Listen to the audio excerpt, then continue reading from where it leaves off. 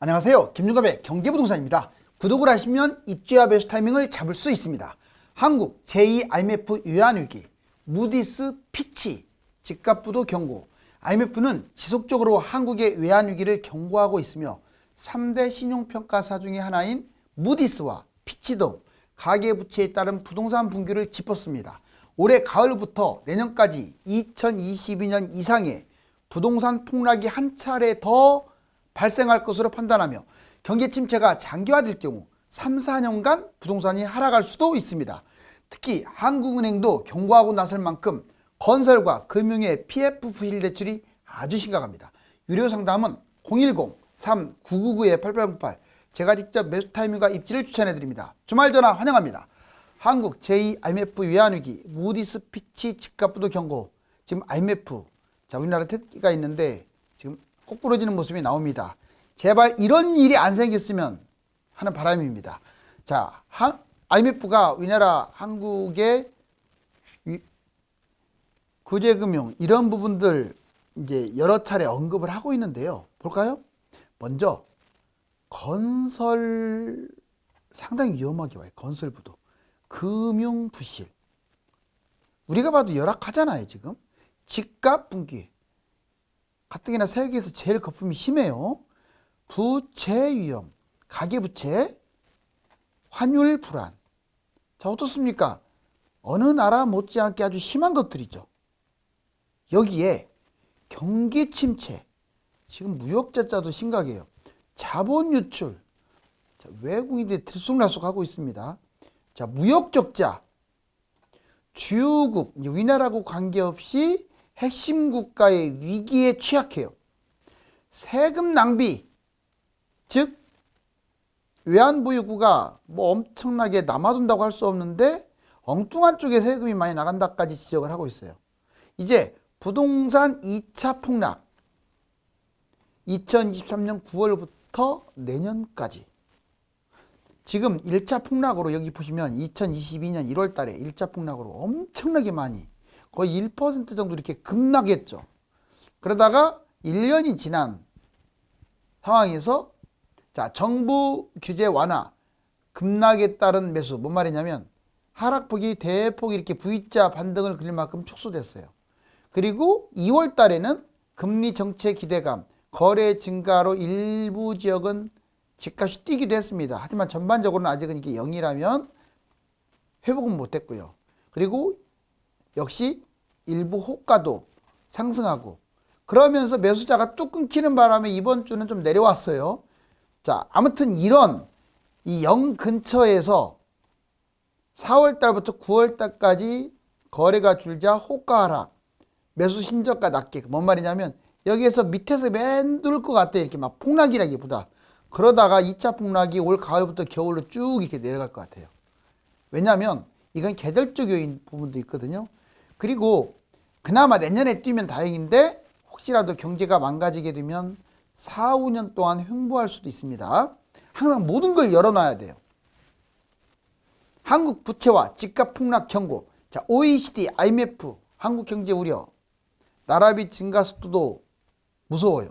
자, 보면 IMF, 가계부채와 국가부채. 국가부채는 위험수위는 아니지만 증가율이 위험하죠. 금리 인상, 부실대출, 그리고 부동산 거품이 합쳐갖고 집값 폭락을 지금 이야기했죠.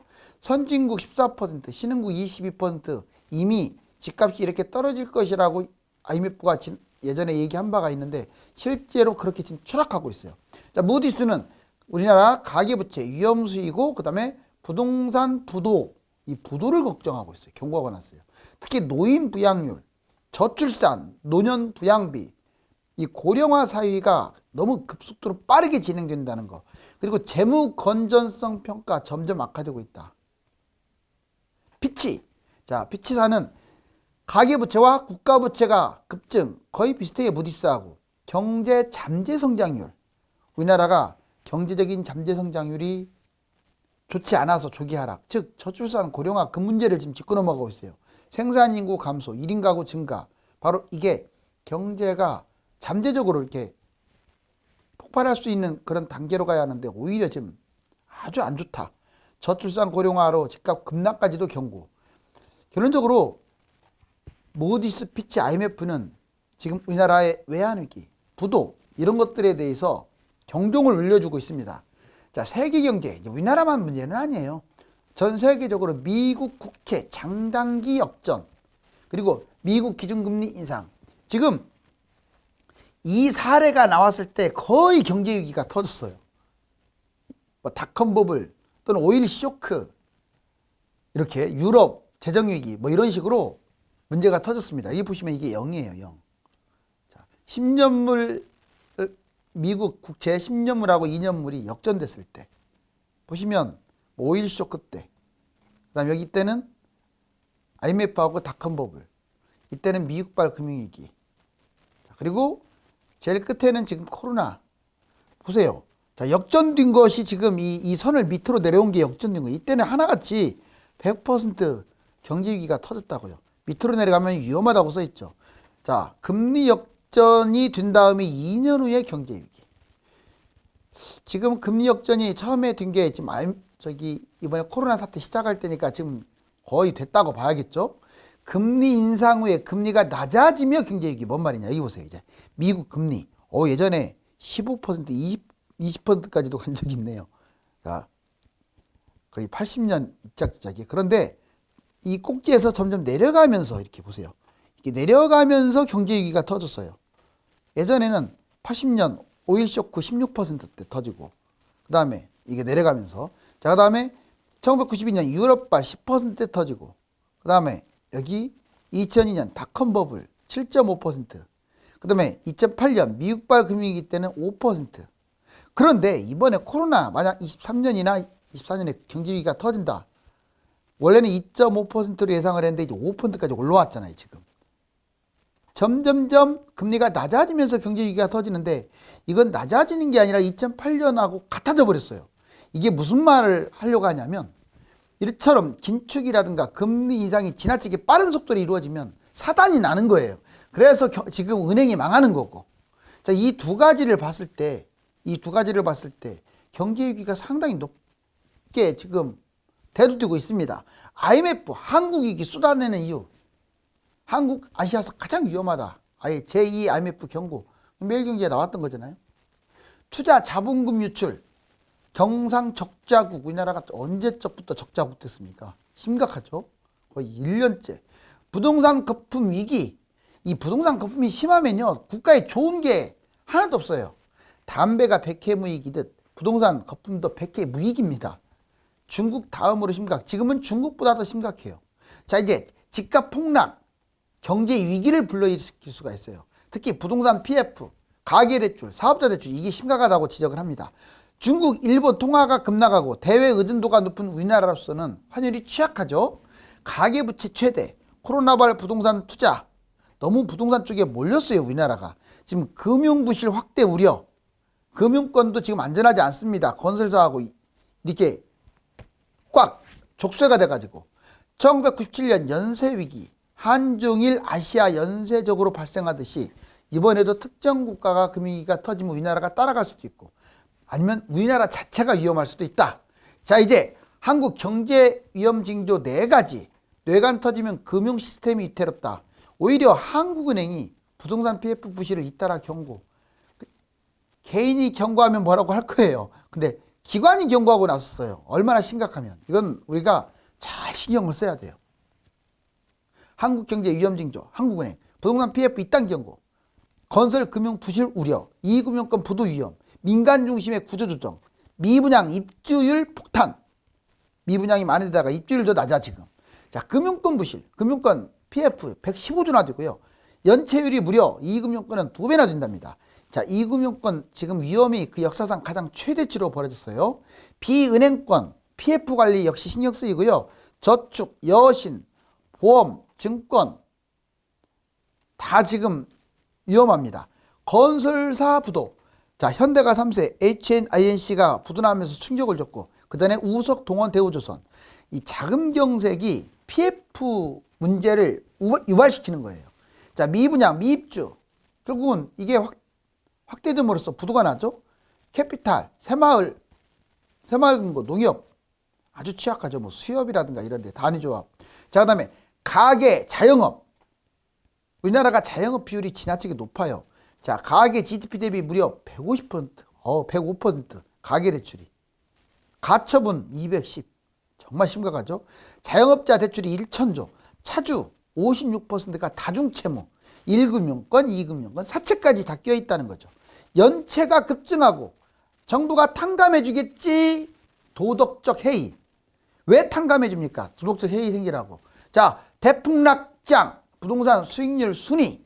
자, 이제 그러면 이제 폭락장이 전개가 됐다.